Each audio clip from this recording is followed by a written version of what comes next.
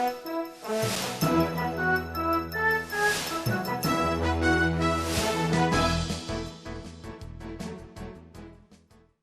right, welcome back. This is Inside Pages on Metro Television. Earlier, we had the Honourable Member of Parliament for the Yape Kusol constituency, also a member of the Finance Committee, Honourable John Abdullahi Jinapo. He's been walking us through from the minority standpoint what they make of this IMF deal. Remember that Ghana, after 10 months, have been able to clinch an IMF deal, resulting in us being given $3 billion bailout. 600 has hit our accounts already. That happened yesterday.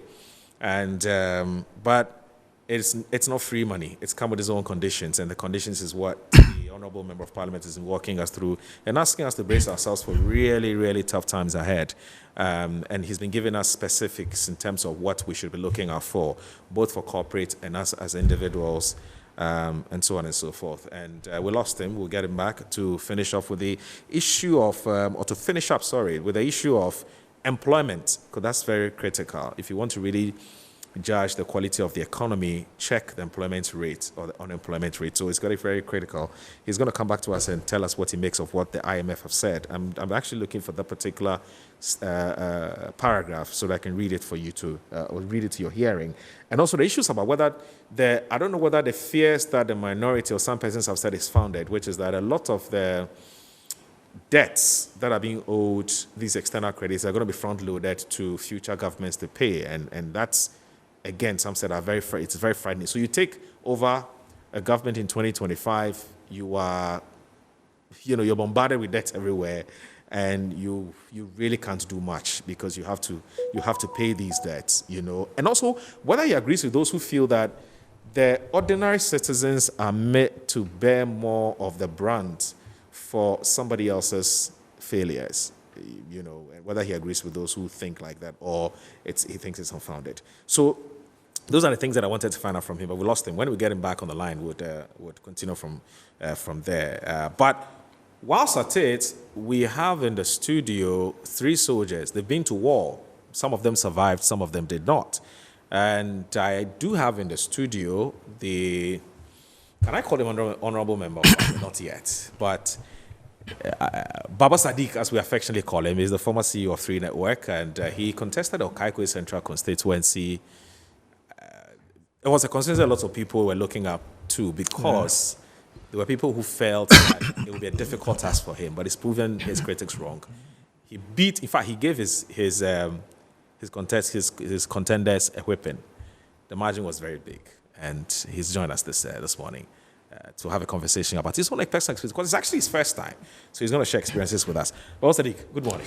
Good morning, Moro. Good to see you too. And also glad to be back here. Yes, good to be back. I mean, we were one of those who supported and promoted and pushed you. So right. It's good to know that you haven't forgotten us. Yes. It's good to come back to us. Anyway, let me also say that Professor Michael Kwesa-White is an academic, a seasoned lecturer, senior lecturer, University of Ghana, Legon.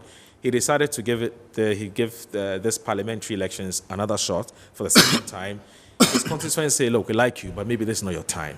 He's also here with us to join us to tell us how the experience has been so far and what he feels the party can do better going forward. Because he'll always tell you it's about the NDC, it's not about himself. And also a man who went unopposed. He went unopposed. I think it's the first time somebody, I stand to be corrected. Whether it is the first time a sitting member of parliament in Tamale Central has been made to go unopposed, like you can correct. It's the first time. So you set a record. Congratulations. Anyway, thank you. Prof, good morning. Good to see you too. Please put your mic on. Yes, good morning. Good to see you. Good to see you. Good to see you. Congratulations are in order, regardless. Thank you. Thank you. Because it's not easy. Yes, that battlefield, Charlie, no easy. It only makes you a better person. Yes. It only makes you a better person. And it looks like you keep learning from, you keep learning from these experiences. This is the second time. I think we often go into elections with the view of winning. Okay. But more often than not, there are instances where defeat teaches us more valuable lessons for lifelong. Okay. And for perfecting oneself in the many years ahead. Right. And I think whilst I have the mic, if you don't mind, let me just express my deepest gratitude to the hundreds of young men and women in my constituency, delegates who did everything under the circumstances to travel with me across my constituency for several months to rally support and to canvass votes for me. I think I'm very grateful to all those who voted for me, and I'm equally grateful to all those who did not vote for me. In the end, our party has won. Right. And what is important is what is ahead of us. As for the primaries, it's just an intermediary to what is ahead of us. Right. I believe that the delegates have spoken, and once one subjects himself or herself to the process and an outcome is deduced, you cannot turn back and say you disagree with the outcome. You can only embrace the outcome, whether it goes your way or not, and then proceed further from there. So I think that it was a spirited fight. It was a spirited contest in many ways. And I am particularly touched by the many young men and women who took the risk. If you know my constituency very well, you understand why I'm quite passionate about this. Who took the risk of traveling through late nights in muddy roads, terrible circumstances. I saw young men and women being beaten by the rain on motorbikes, campaigning for me with the hope of all of us winning, because our slogan has been working together, winning together. Okay. And unfortunately, it didn't turn out the way we had hoped for. But be that as it may, this is not my first experience. Right. This is probably about my third experience of contesting that seat, and not... oh, it's actually a third? Yes, it's actually a third and a half, because one was 2 in 1. Yeah. That's right. Yeah. And not winning. But I'm not perturbed, because this is really not about me, as I always say. It's about the constituency. It's about the place where I come from, and the fact that I believe that there is a need for a more critical and credible voice to elevate the challenges of the constituency and force the plight of the constituency to come to the attention of policymakers, and also force for, private sector investment into the constituency so as to create job opportunities for our many young and women who are otherwise very talented and smart and deserve to have a better future. So I want to use the opportunity to congratulate the winner, who is obviously the incumbent, Linda Aquile Okulu, and also to congratulate all the delegates for conducting themselves in such a very civil manner, civil and decent manner, in making sure that we have a very peaceful election, even though there were issues that preceded the election itself that were quite unfortunate. I think that on the whole, everybody conducted themselves very well, and I think that that is a plus. Of course, as a party, we learn through these processes, and this event is one of the processes that we should learn from. We need to ensure that in going forward, we have principles that we stick to regardless of which individuals are involved. And I think that the fact that some of those things were ignored, for instance, there was a last-minute change of venue in my constituency without recourse to the constituency executives, without recourse to even me as an aspirant, just because one candidate said he doesn't like the venue chosen by the constituency executives, so therefore they had to then, change the venue. And I had to ask my supporters at some point, let's not argue, let's just go with the flow. But do you suspect that may have worked against you in a way? Well, these things always are in the works. You can always see in the shadows invisible hands at play trying to protect their interests. Whatever their interests are, one cannot tell. But I think that no interest is greater than the interest of developing Shao Sudoku and developing the people and giving opportunity to our thousands of young people who have finished school and they are actually looking for opportunities, and they are hoping that leadership in one way or the other will provide the means by which investment opportunities can come into the constituency. I keep talking about investment opportunities in the constituency because within Greater Accra, if I'm not mistaken, Shao Sudoku really is at the center of everything. It is bordered by about 7 different constituencies. It is located right between Volta and Easton, but it's in Greater Accra. But it's also probably the most underdeveloped in the whole of Greater Accra, yet has some of the most precious resources that Ghana relies on regularly. Several acreage of mango farms, have several cattle ranches, have the largest banana farm in West Africa, has huge acreage of rice farms, and many more. And yet we don't see these things translating into opportunities for our young men and women. We have not had a road in the constituency tarred since 1997. Wow. The last time a road was tarred in that constituency was 1997 under Honorable Mike Gizo, now Nene Gizo. And that was the road from Adenta to Somenya or Trom Junction. Besides that, no road was ever tarred in that constituency. Wow. So you travel through the constituency and you get to a point, you realize that you are using your vehicle to basically find your way. There are no roads. And this is in Greater Accra. I mean, I've been to several parts of this country, and if I say Charles Sudoku is really lagging behind, I mean what I'm saying. And I really would challenge anybody to say, come and let's travel through. And when we finish, you'll say, you know what, the country has been very unfair to the people of Charles Sudoku. And so this was, for me, the driving motivation to continue to present myself to help change the dynamics and accelerate development. Let me give you just one example. Okay. The Volta River, that has become the source of tourist activity in Adan, actually lies right at the foot of Charles Sudoku from the Natreku area all the way to Tokpo, the same Volta River. Yet, because the roads from Tema Roundabout to Adan is very good, many people who have the resources to invest in hotels prefer to go to Adan. And so you have Adan have all these hotels along the Volta Lake. And resorts. Meanwhile, strategically speaking, it is closer to travel from Accra to the Charles Sudoku basis of the Volta Lake than to Adan. Yes.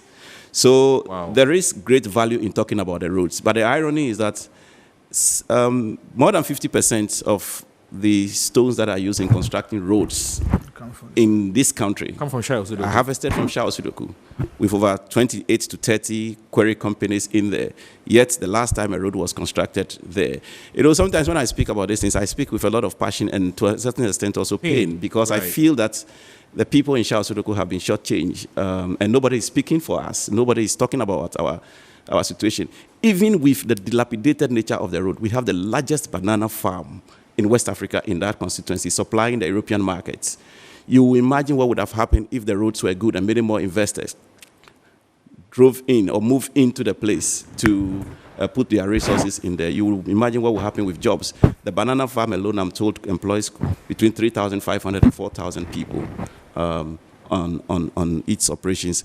So we have lost because it's really not been about me. It's about the community. And I think that I must express gratitude to the large number of people who are not our party delegates, who are also not necessarily our party people, who went out of their way to campaign, ferociously and aggressively for me.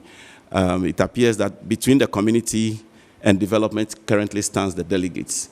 And if there is any lesson that our party needs to pick from these, we need to begin to reflect on the extent to which the delegate system is gradually turning otherwise good people away from our party.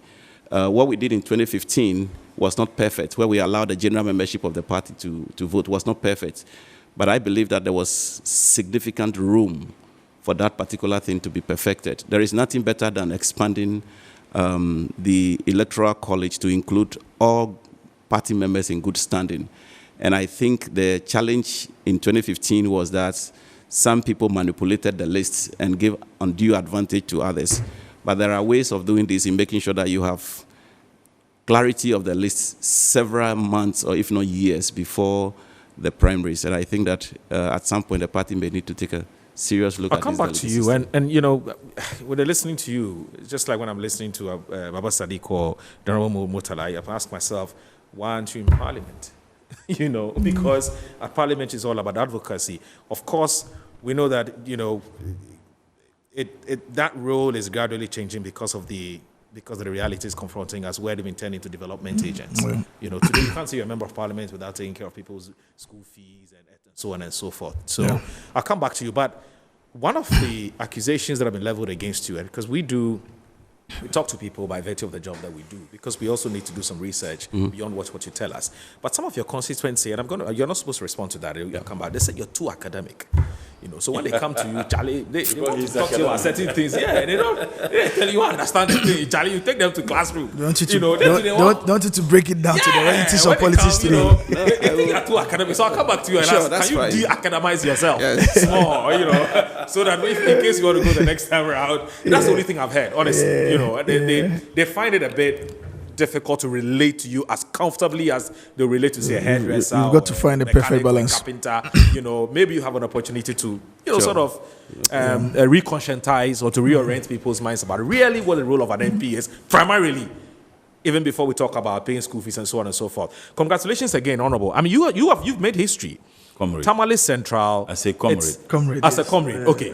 You've never, I mean, I wanted to be sure about whether I had my facts right. And you said you've just confirmed it. How did you do it? A whole Tamale Central, you went unopposed. How did you do it? Well, let me say good morning to you, and good morning to my brother, and good morning to Prof, and good morning to your cherished viewers, and most importantly, the good people of Tamale Central. If you permit me, I would love to congratulate my brother. Yes, thank you. And I wish him the best of luck. It is my prayer and hope. I'm sure you have experiences to share with. Inshallah, he joins us in Parliament. Yes, thank you. Inshallah. And to Prof, I mean, I've known Prof since 1999. That was my first year in Legon. He was our SRC vice president, and we gave them a hell of a time. I think during the Mobwa struggle, an outstanding personality. Yeah. And I think, Prof, what I would say is that you take solace in what Richard Nixon said when he lost the 1960 elections in America to JF Kennedy. He said, a man is finished if he quits, but a man is not finished if he fails. So you failed, but you don't need to quit. I have no doubt whatsoever about his capability, competency, and his hard work and dedication to the work he does. I've known him this far. So I think that what is important is the constituency, and I have no doubt he would join the candidate who has won to ensure that we retain the seat. But as to why and how I did it, I think it's by Allah's grace. Let me say that I am a very faithful person, and when I say faithful, I do everything, giving everything to Allah. And when I'm looking for something, I don't pray that Allah give me. A good Muslim, you pray, Allah, if it is good for me, let me have it. If it is not good for me, distance it from me and provide something which is good for me. I've had the occasion to have said that young people can learn from me if they want to do politics. I've had the ups and the downs. I contested elections. I've been a student leader, just like Dr. from Ghana to the continental level. That's right. I've contested elections in Tamale Central before. I lost 2 times to Honorable Yusuf Sene. The first one was the 2006. Then I was doing my second degree at KNUST. And I was then also the Secretary General of the All Africa Students Union. And I was the youngest among the 9 candidates who contested in the by-elections when Professor Waiseni cross-carpeted NDC and then joined the MPP.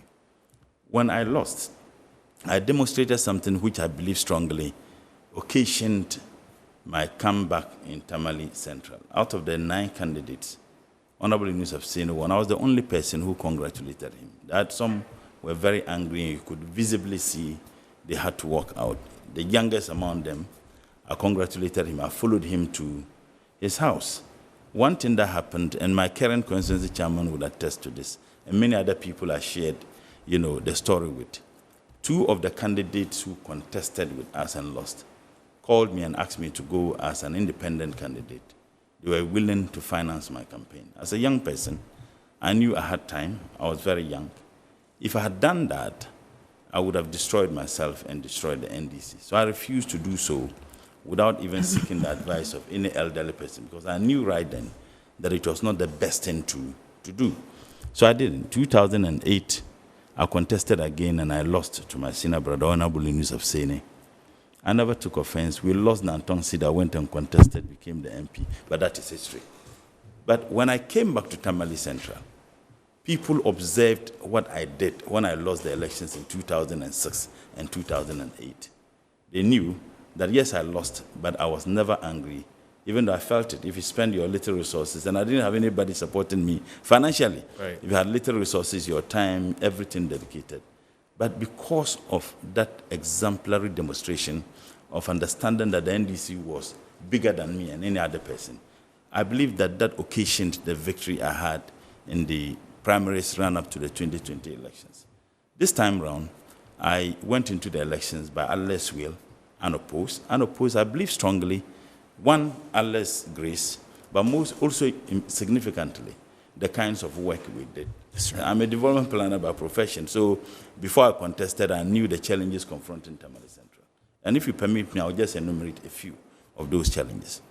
It was shocking that when I had interactions with the Metro Education Director, the BEC results in Tamale Metropolis, the average pass was 32.3%.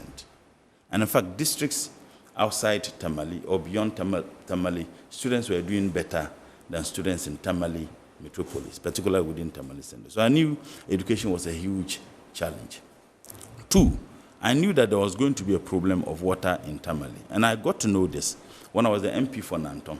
I extended water from Tamale to certain communities in Nantong. Nantong constituency share boundaries with Tamale North. So, but then at a point in time, water was no longer getting to some of the villages. And the reason which was given was that the population in Tamale was beyond the source of water that was supplying Tamale and its environs. So I knew that there was going to be a problem of water in Tamale. So I had a plan of providing mechanized boreholes. And I did so before the elections. I provided 5 after the elections. I provided 20. I also knew, with the interactions I had with the Metro Health Director, that there was a dire need of clinics within Tamale Metro. In fact, we could boast at that time, I think, about 5, and they needed not less than 20. So about 15 was needed. So I knew that there was that. And again, there was also another challenge that was not only confronting Tamale, but particularly certain communities, the provision of medical doctors. A lot of medical doctors, when they are sent to villages within Tamale, within northern Ghana, they are unwilling to go, perhaps because of the conditions. So I knew that these were challenges. And most significantly, visitation. Tamale Central is one of the elitist constituencies in Ghana. I know branch executives who are pursuing their PhD. See. In fact, branch executives who are having masters and degrees, I can't count them, they are in hundreds. And I know branch executives who are pursuing their PhDs, yet they are branch executives of the party. So it is one of the most, elitist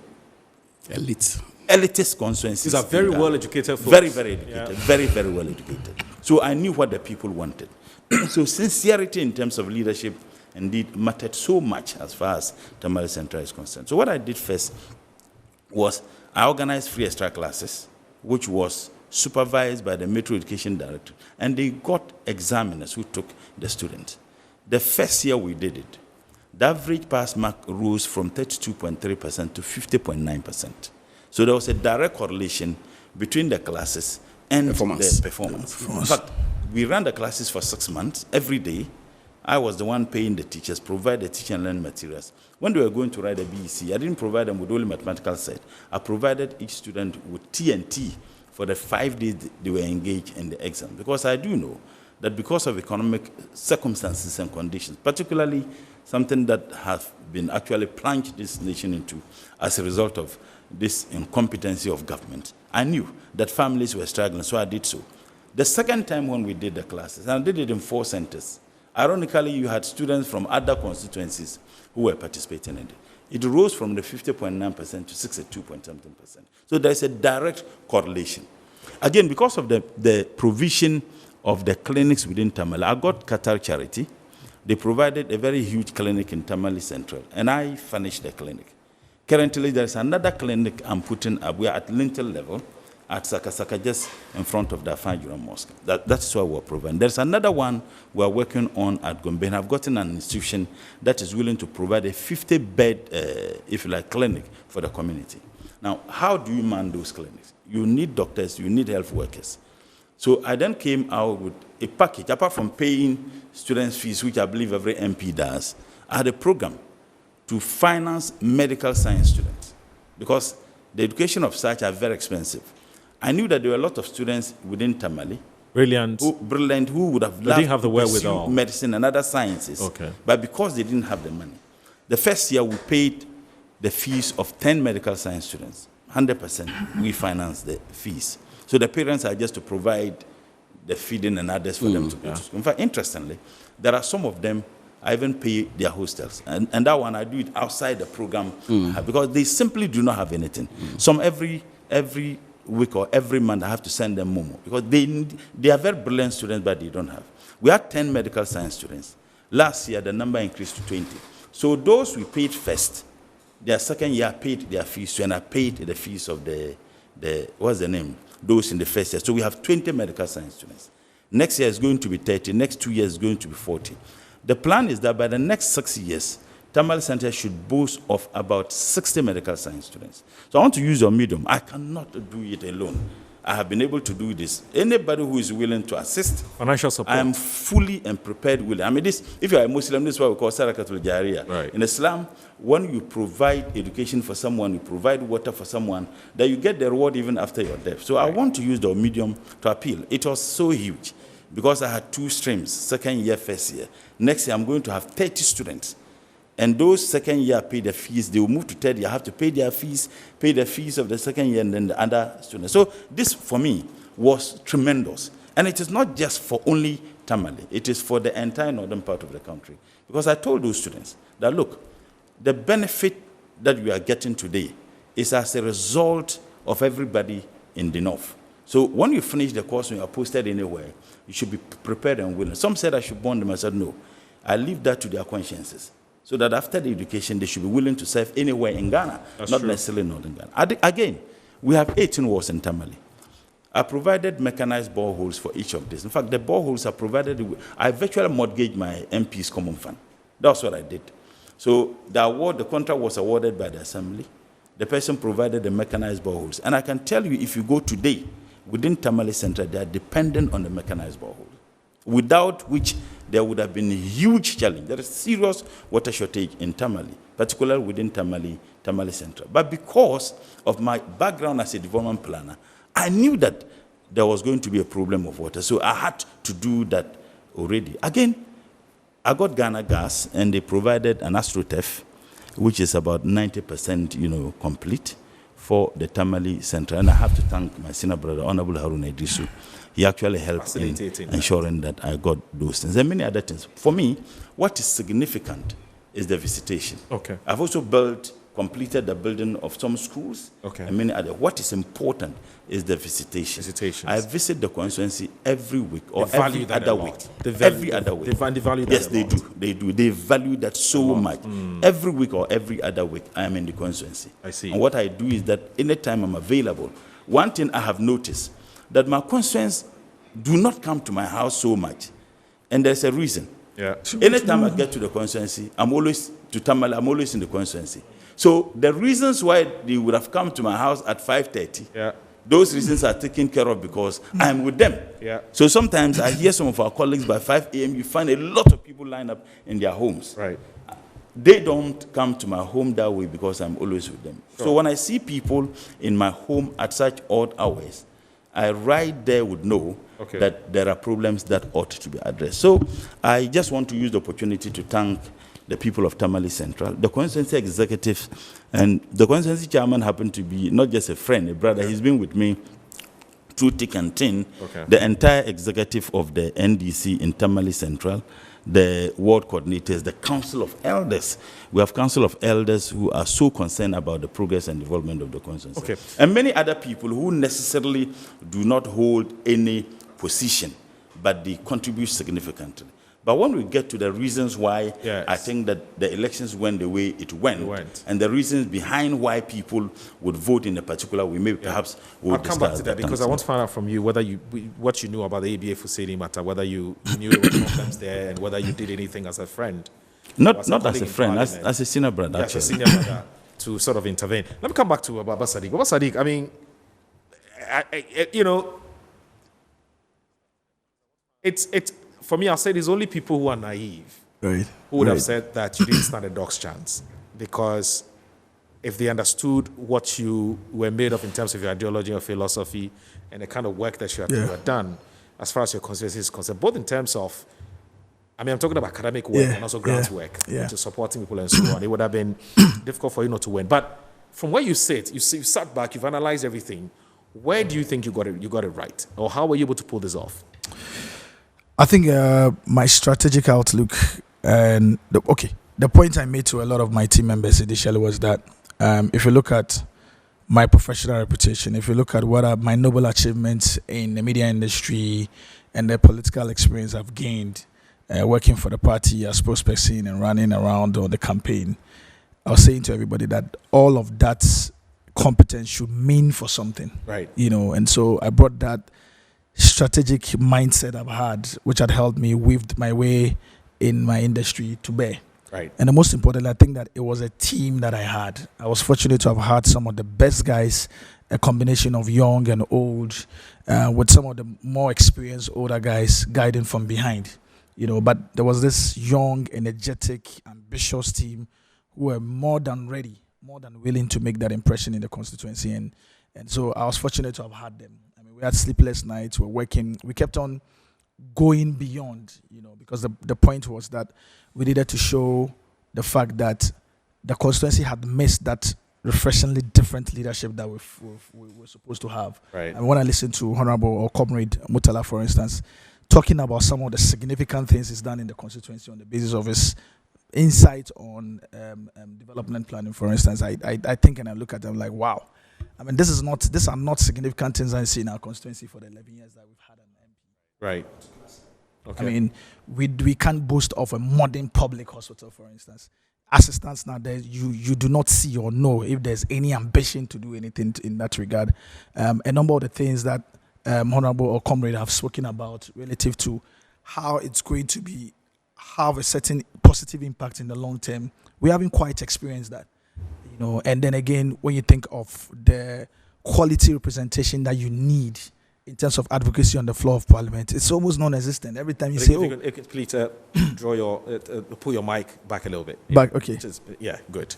Every time when you try to find out what has made people stick to a certain MP for some time, you hear things that doesn't connect to development or doesn't connect to what it should be.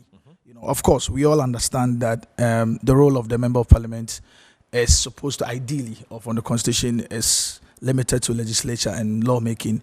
But we all have come to understand that today it's morphed into all sorts. Times have changed. Times have changed. I mean, it's morphed to all sorts. The people continue to look up to the Member of Parliament for key development things that will bring relief to them.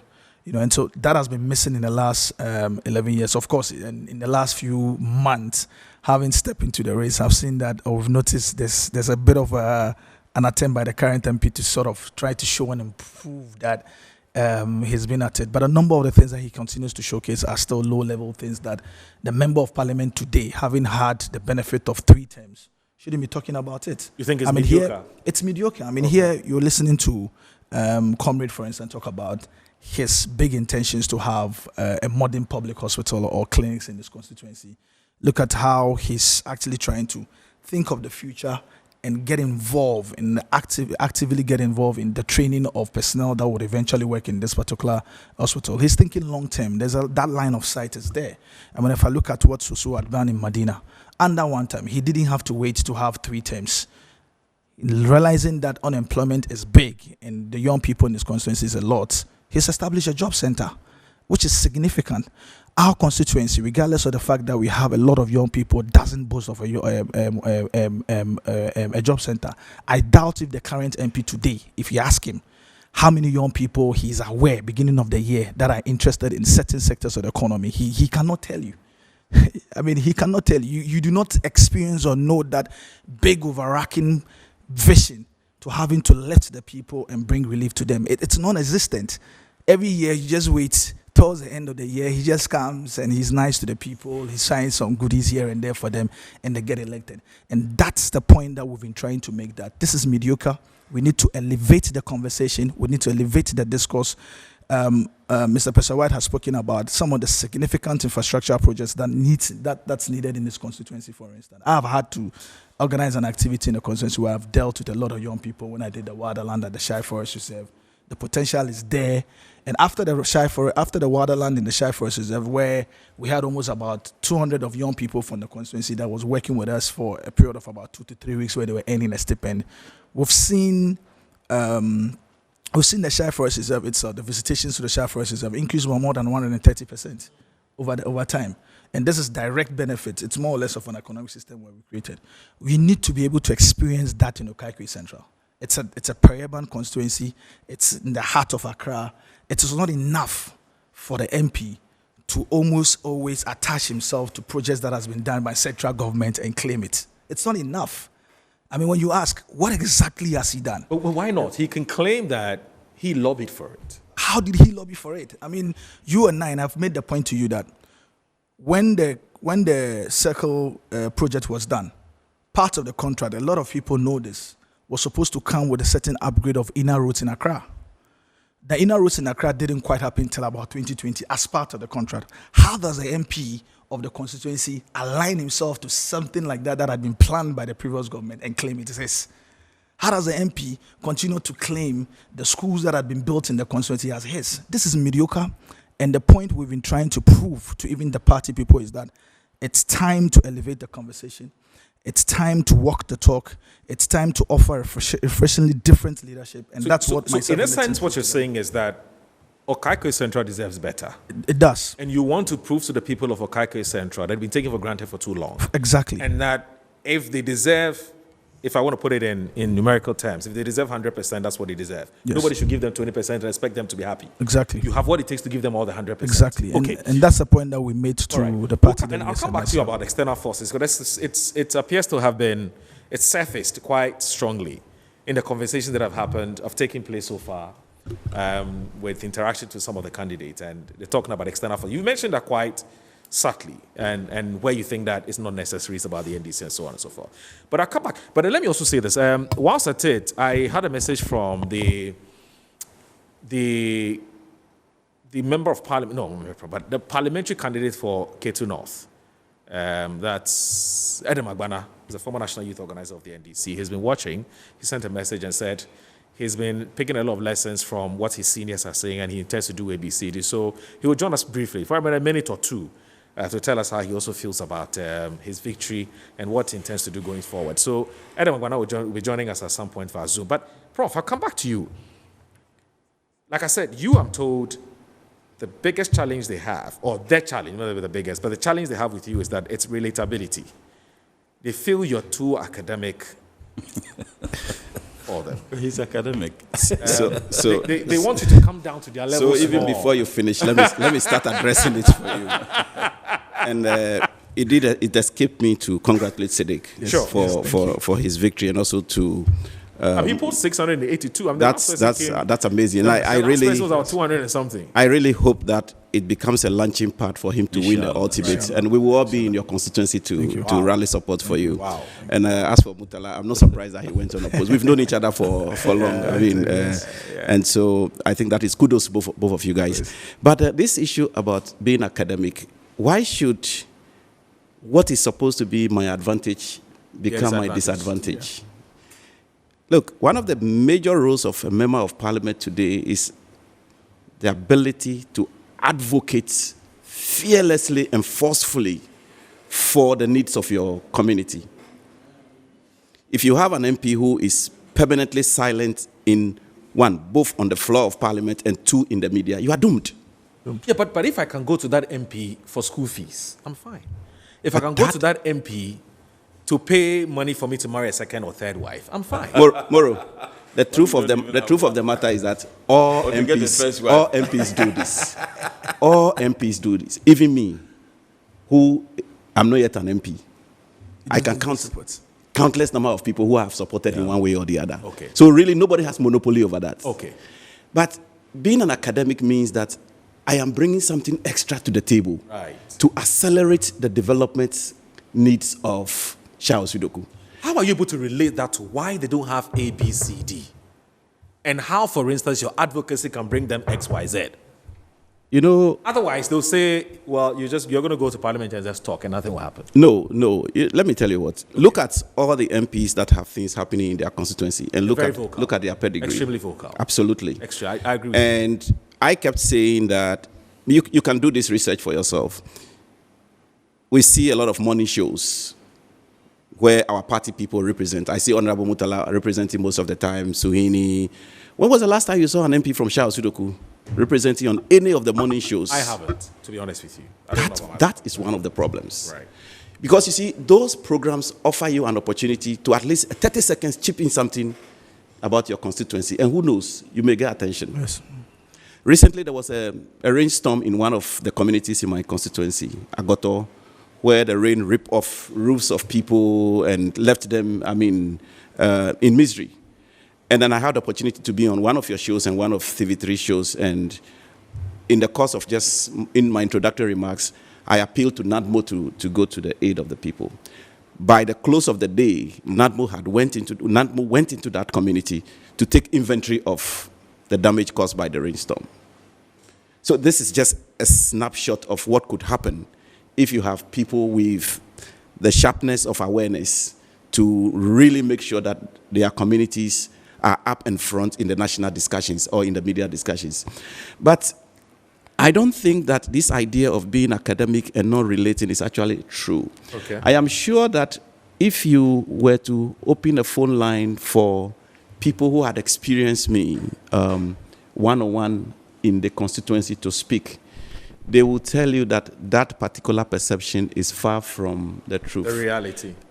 In the last couple of months leading to this election, many people who had those notions have, approached me and confessed that, you know what, until we got closer to you, we never knew that this is actually what the picture was. Worth, yeah. So I don't think that people should continue to focus on what is expected to be our advantage and say, because of that advantage, we are unable to reach you or we are unable to get closer to you. So therefore, I think there are a few elements within and without the constituency, and when I say within and outside of the constituency, who for various reasons have positioned themselves to be the people who will shortchange the ability of the constituency to get a good representation. Okay. For instance, there is one particular regional executive who happens to come from the constituency who went into various wards in the constituency with John Mahaman's name, making very disparaging and vicious remarks about me in the campaign. Something that clearly, former President John Mahama had no knowledge of, would never approve, would never, ever, anywhere come. But he wrote on the fact that he was a regional executive and played on the respect that people gave him to deceive them into doing the kinds of things that he did. Whether that played any role in the electoral outcome or not, one cannot tell. But indeed, the politics is an internal contest. And I think that what is important is to realize that when we finish the contest, we need to gather again as a family. And when we gather again as a family, we need to deal with our external opponents. And so in doing it, I always say there is no need trying to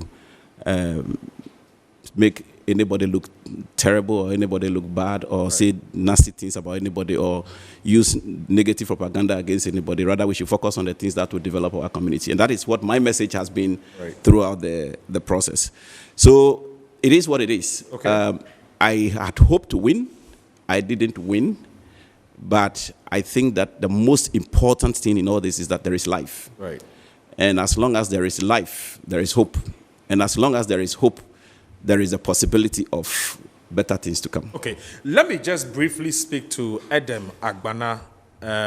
He's come out of a very contentious contest. So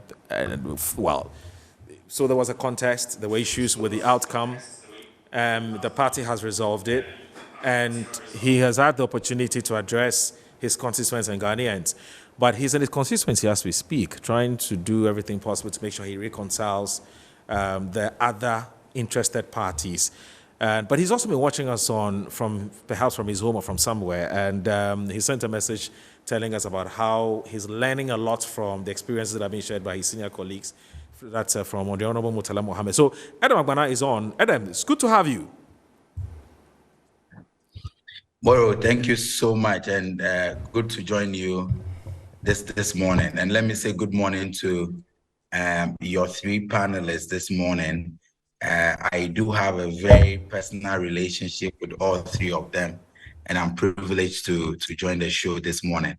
Professor Besa White is my lecturer and one of those who mentored me when I was a student at the University of Ghana. Baba Sadiq is a very good friend of mine. We shared notes during the campaign, and I'm really excited about his victory. And Senior Murtala, he's always been a big brother and always encouraging and guiding me all the way from my days as a student politician till now. So I'm happy to join you this morning, and good morning to all our viewers. Before you walk us through, for you, the key lessons that you learned from everything that Honorable Murtala has said, would you be the youngest member of parliament? Of course, I know you're going to win. I mean, Kittu North is an NDC stronghold. That would you, after January 7th, 2025, become the youngest member of parliament for your constituency? No, I think I'm a few months or a few years older than Ataisa, our elected candidate for I see. Oh, Ataisa is that young? I do know that. Oh, I see. Yes, he's quite young. Maybe okay. Well, you are young nonetheless. Yeah. Right. Yeah, please go ahead. Please go ahead. Thanks for setting the record straight. Yes, so on Saturday, we must commend the NDC for making a very, very big statement for young people. Most of the constituencies, I have seen very, very young people giving the nod. And so I'm really excited that we made a big statement for young people. In 2024, with this crop of very young politicians, young parliamentary candidates who will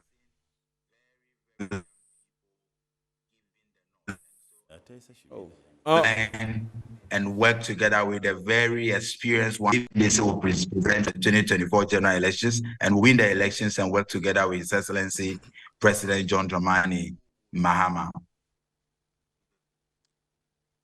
Right. Now, I was asking about, for you, if I were to ask you to give me 4 key lessons that you have picked from what Honorable Murtala Mohammed has said, what would you say? You said you've been putting them, you've been jotting them. Yes, I've taken notes. The first thing I learned from him is the fact that maintaining a very good relationship with the constituency matters more than anything else. Like he said, sometimes just regular visits, your presence means a lot to the people. And during the campaign, I picked such lessons because you meet delegates, and for some of them, their biggest concern is the fact that we don't want to vote for you and you will be nowhere to be found. We want to be able to see you around, attend the funerals that we attend, come for the social gatherings that you are attending now. We want to see you in the community. We want to see that you are a part of us and that you are not one special person elected sitting somewhere doing wonders for us. And I think that is a key lesson. Like he said, that is one of the reasons why he went unopposed. So maintaining personal relationship with the constituency is one of the first lessons I picked from his submission. 2, I also picked that performance matters. Performance matters. There are people who are of the view that our politics has become so monetized that even as MP, all you need to do is to gather more money and prepare for the next primaries.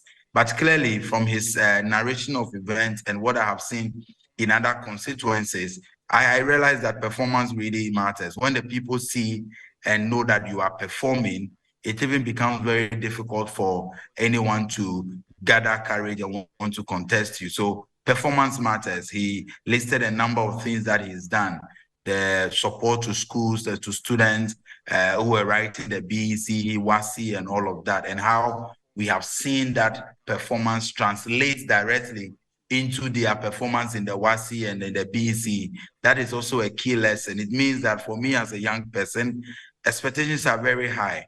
My students, young people in Ketunov, who can tie their aspirations to the political process, will be expecting a lot more from me.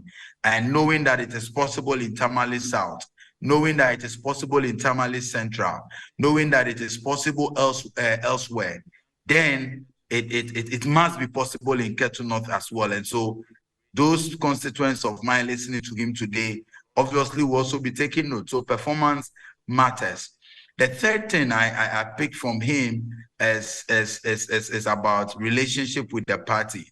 At every point in time, we ought to be reminded that we are not going to parliament as individuals, but we are going on the ticket of a political party. It is important to keep that relationship with the party very, very, very well, so that when the party is strong at the base, when the party is strong within the constituency, then your candidature will also be very strong. And so I listened to him, how he spoke about when he initially lost to the Honorable Inusa Fuseni. People encouraged him to go independent, but he thought that it was always important to put the party's interest first. And so he didn't do that. I think that people reward loyalty and dedication to party. And it's a key lesson to pick these days, because throughout the contest, I have heard national executives remind all of us that we are not going to run or go to parliament on our own strength. We ought to do that on the strength of the party. So I have a very Herculean task to put a party together in my constituency, build bridges, unite the constituency behind me towards Victory 2024. And so that is another lesson that I picked from him. And the last lesson, or the fourth, just because you asked for four, is the fact that when you are elected as a member of parliament, you are elected as a representative of the people. Okay. You must always speak out for them. You must always represent their interests. And Honorable Mutala is one of such MPs who have been very, very vociferous. We see him in the media. We see him do all the work in the media and in parliament. But again, he's not lost touch with the constituency. Okay. These are key lessons I believe as a young person moving or trying to go into parliament in 2024, okay. I need to pick from those who are already there. And in just 30 seconds, Adam, how's the reconciliation process going? Well, the reconciliation process is going very well here in the constituency. I'm very happy that my constituency chairman and the other executives are all ready for us to reconcile and then ease the tensions a bit. And so we are working, we are meeting various interest groups. We are talking to the aspirants, the other aspirants. I'm sure you know we're 8 in the contest. I am still here because of the reconciliation.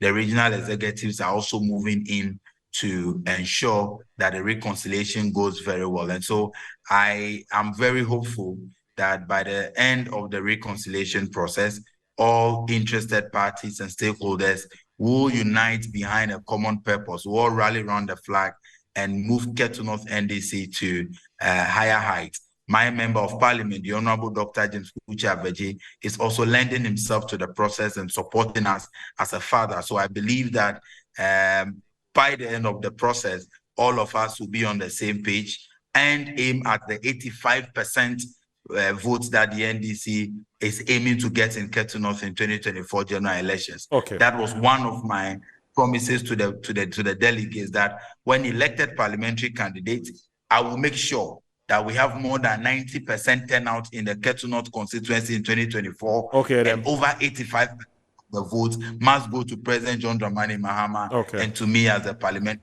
candidate. We're committed to that process. We're doing everything within our power, within our might to achieve that. All right. Thank you, Adam. Thanks so very much. Unfortunately, time is not our best ally. In fact, we just have 4 minutes. That's the reality. Otherwise, they will take us off. I'll give my resource persons just a minute to give their concluding remarks. And if they want to chip in the issue about external forces, that's fine. But it's just a minute for everybody to give. But just quickly, Dennis is my name. Good morning. I'm a delegate from Shao Sudoku, and I want to ask Prof whether he'll come back to the constituency. And this one's a good morning, Ghana. Being a member of parliament is a combination of factors, including good leadership and passion for development and courage. There's Zango from Ho. Hello, I'm from Okaiko Central. To be honest, Baba Sadiq has created a passion for policies within the youth of Okaiko Central, and I want him to know we, the executives of Okaiko Central, are solemnly behind him to work and win us the seat, come what may, December 2024. And well, my producer tells me he was disappointed when he resigned from your former business. Yeah, but he's moving higher heights. Yeah, don't worry. Good morning, Metro TV. Baba Sadiq is really a great asset to the NDC Okaiko Central constituency. It is not surprising it has such a great margin during the constituency primaries. Baba Sadiq has all that it takes to win the seat for the NDC for the first time since the constituency was created in 2012. Already, the primaries has really sent a good message to his opponents. It's the first time I've seen an MP touring roads he argues his government has constructed across his constituency. Our prayers are to Baba Sadiq to bring on board all the logistics and items needed to deliver the seat for the NDC. May God give him long life and good health. Thank you, Abdulaziz, Peacemaker, Moshizongo, New Fadama. And this one here says that we have presented good quality and qualified candidates to the people of Shao Sudoku, but the people of Sudoku stabbed him behind, thinking they have destroyed him, but they rather stabbed themselves, which they will be meeting on their way, and it will be a shame to them to come back, blah, blah, blah. It looks like this guy is very upset, but he says it's fine. I mean, he still loves his people. He may stage a comeback, you never know. One of Professor Michael Pesawai's sin was contesting the by-election after the demise of Mr. Oklu. Please ask him if he has realized that as a miscalculation. My name is Maoli Makwuli from Damfa. The messages are too many. I don't think I can read all of them. So maybe Prof will use just his minute to address one or two issues quickly. But external forces, was there any, if there weren't any external forces? No, in my case, I don't think there were any external forces. Right. We're left to each other to campaign and do our best. Obviously, the way forward after this is to the other candidate also contested. There's a need for me to be able to bring them and their teams on board to ensure that we would have a united front in 2024. Unity is very important ahead of the 2024 election. So I think that in the next few steps would be aimed towards that. Okay. Prof?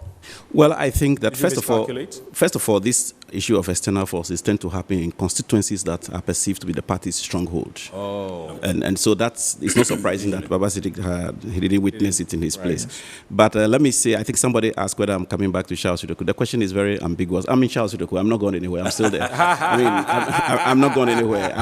You're still with Professor speaking. I'm driving. You're not one of those who run away. I'm driving from here right back into the constituency. So I'm going for a few funerals here and there. Right. So I'm not going anywhere, and people can be rest assured that I'm always with them, and we have a bigger battle ahead of us. 2024, we'll fight it and win it. Right. This notion of you miscalculated by contesting after the demise of Oklo, I think is completely misplaced. The party opened, the nominations for people who are interested. I filed and contested. We must take this notion of sympathy out of our politics and really think that the larger community interest is bigger than any individual's interest. It will take us some time, but we eventually get there. Let me just say to all the people who are watching us, particularly my people in Shao Sudoku, that all is not lost, and that what we will need to do now is to work very hard to ensure that the NDC wins the 2024 general election, that we give President Mahama a resounding victory, and then we also retain our parliamentary seats. It is important to retain our parliamentary seats. And then going forward, we will all provide the necessary support to ensure that the needed development is brought into our constituency. Okay. We leave the future to take care of itself. All right. Mutala, there's the fact that you went unopposed means you can be complacent. You have nothing to fear. Well, not necessarily complacent. And after I lost the elections, I won the elections in 2020. I decided to find out why we did well at certain polling stations and why we didn't do well. And I've told you that young people can learn from me. I have lost elections, I've won elections. I've been a rural MP, I've been MP in the urban center. What is hurting in this whole elections, certain colleagues of ours lost, that thing really hurt me. My senior brother, Honorable ABF Sene. I don't have any problem against Ataisa, but I feel that I would have loved that he won. Honorable Edward Bauer. Edward Bauer has been my very good friend. Everybody knows, right from students' days. You talk of Honorable Chirija Samson and many other people. One thing that I think that I have taken from today, I have never listened to my brother.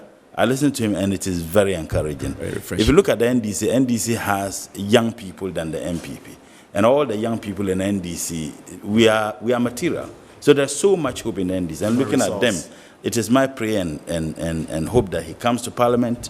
My brother Edem Ataisa, he will be by far will be the youngest. I mean, he comes to Parliament. But I just want to use the opportunity.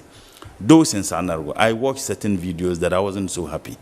They should take solace in some of the comments made by Prof. I know that Honorable ABF Hussein will never sanction the kinds of things people are doing. They are angry, we do understand, but they should exercise patience. Okay. Those who are saying that they will vote skirt and blouse, it doesn't augur well for the NDC. It is not about Ataisa, it is about the NDC. So I would urge everybody to let bygones be bygones. I supported ABF Hussein, I campaigned for him. And unfortunately, he didn't win. Ataisa won. We all need to rally behind him, give him the support, so that we can retain that seed. It's a seed we must certainly not lose. I get it. Alaji Hamza from Pig Farm, just quickly. Alaji Hamza from Pig Farm said, good morning, my brother. Please help me out. Now that Ghana government has decided to go IMF, what then happens to the e-levy? Because we're told to accept the e-levy because government was not going to IMF. Ghanaians should be made to know that it is not all the $3 billion that is coming from the IMF. After receiving the $600 million, government needs to work hard towards the target set for us before the remaining balance will come. Ghanaians should expect more taxes and hardship for the days to come. That's from Hamza. My name is Aldumoro. Thanks for watching another edition of Inside Pages. Have a great weekend. Bye-bye.